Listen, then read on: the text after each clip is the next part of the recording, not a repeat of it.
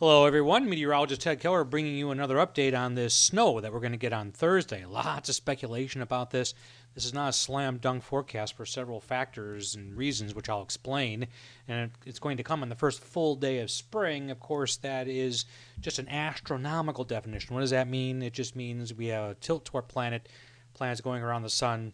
We're at that particular point in the orbit. The weather just kind of thumbs its nose at this whole process usually, and certainly will feel like it by the time we get to the end of this forecast explanation. So let me show you a couple things. These are the snow trends. I show this to you because this is what computer models that we run in ensemble mode at the government, which means that you take the same data, run at the same time, and tweak it just a little bit, and see how sensitive it is to small changes in the conditions. So what you'll see here is these three model runs here were trending a little lower for the last 3 times they were run. That's the ensemble mean, the average, if you will, of all of them.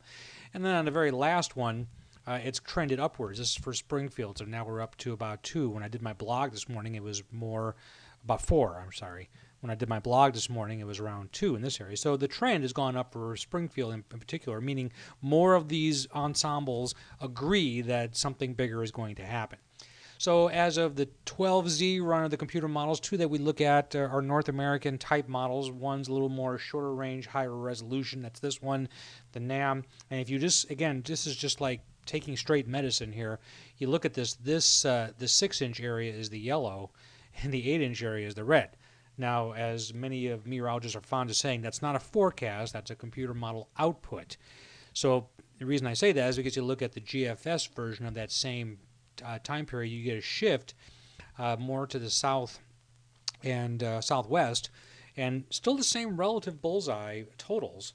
But this has all gone up, by the way, since the 24 hours. That's the first graphic I was talking about. There's been a trend upwards in all of this. So somewhere on a northwest to southeast boundary in the Ozarks, we're going to get a pretty good snow on Thursday. My money would be on later in the day, almost into the evening, really, when the temperatures drop a little bit and we're not worrying about any warmth during the day melting the snow. So that would be a best accumulating chance, the way I see it. So here's what we're looking at. This is a map that I'll show you here real quick. This is roughly about 10,000 feet up in the atmosphere. And what I'm going to show you are little disturbances in the atmosphere, and also the line that basically is the rain-snow line, all roughly, but pretty close to what I'm going to show you here. Now, this is going into the future. Now, what we're showing you here is this is 1 p.m. On the day in question, on Thursday.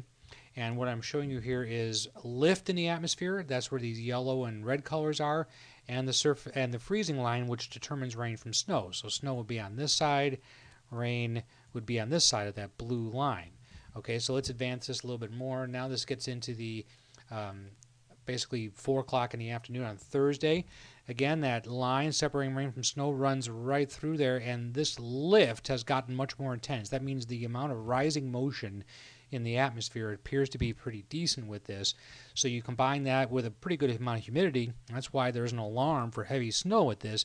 There's a potential for some real heavy snow, but there is, again, always that chance that one of these is wrong, although they're in more and more agreement. Already by Thursday evening, the major lift is almost leaving the Ozarks, but there is still some behind, and the temperatures have taken a real dip. Again, everything north of this line is snow, in theory, and everything south of this is rain. So the Ozarks are divided no matter which output you believe in, basically, and there's even a little secondary push or rising motion there. But by that time, we warm a little bit by some models' recollection. So we've got a lot of things in play here. I'll keep watching this. I have something on my drawing board on ozarsfirst.com. I'm sticking to that until I see the latest computer model output run, and then I'll probably go ahead and commit to some snow totals by later on tonight.